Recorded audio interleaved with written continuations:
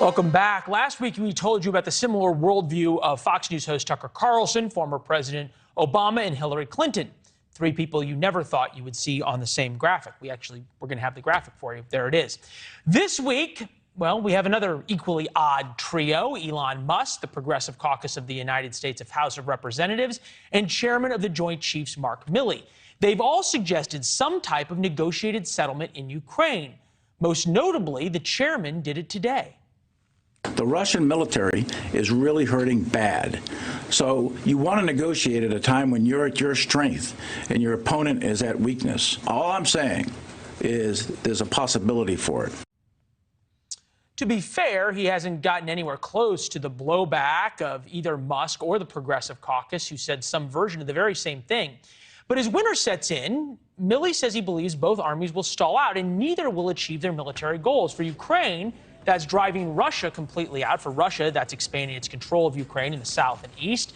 Nathan Sales is here, former ambassador at large, coordinator for counterterrorism with the Counterterrorism Project now. Good to see you, sir. We appreciate it. Is what Milley said all that new, or is it sort of what should be U.S. policy? Well, I think he's way out over his skis, Leland. I think the chairman of the Joint Chiefs has one job, and that job is to provide the president of the United States with his best military advice and to do it in private. His job is not to go out in front of the cameras and undermine the stated position of the president, which is we're going to continue to back Ukraine as long as it takes. So, with all due respect to the chairman, I think he ought to leave the diplomacy to the diplomats. Let me ask you this, though. Is there a chance that this was sort of, good cop, bad cop, of that the Ukrainians needed to hear a little bit of tough medicine of, hey, yeah, we'll back you no matter what, but at the same time, let's be reasonable about this. You're not going to kick the Russians out of Crimea, and we're not that interested in spending tens of billions of dollars more for you and the Russians to duke it out in World War I style trench warfare. Maybe. It's possible, but if that's the case, you've got to deliver that message in private, out of the camera's glaring eye. Because if you sow confusion about what the position of the United States is, that's just going to encourage Russia to fight harder. That's going to cause a division among our NATO allies, who so far have held pretty tightly together. You don't want to air your dirty laundry or differences of opinion out in public where they can undermine you and embolden your enemies. Direct. This is the Biden administration cleaning this up. U.S. scrambles to reassure Ukraine after Milley comments. Top U.S. general urges diplomacy in Ukraine while Biden advisors resist. CNN Biden administration working to clean up Milley remarks on Ukraine diplomacy. And this speaks to sort of what happened when the Progressive Caucus sent a letter suggesting that there be negotiations and pushing for those negotiations.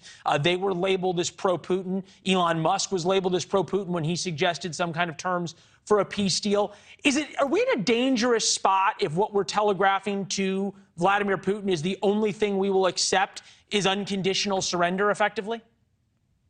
I don't think that's what we're suggesting, Leland. I think the administration's position has been pretty clear. Ukraine is entitled to territorial sovereignty and control over its own land.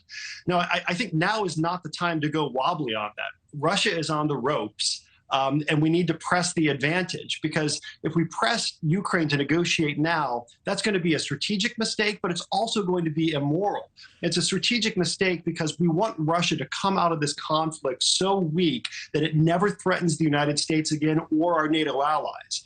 And from a moral standpoint, if we consign millions of Ukrainians to live under Russian occupation, that means torture, that means rape, that means execution, that means exile to Siberia.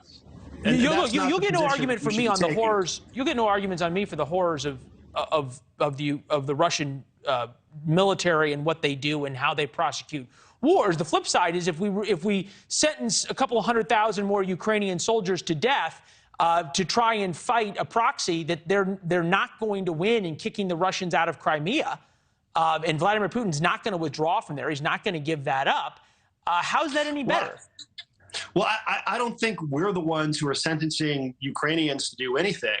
The Ukrainians are in this fight for themselves, for their own interests and for their own values. Thanks for watching. Go to newsnationnow.com to find NewsNation on your television provider.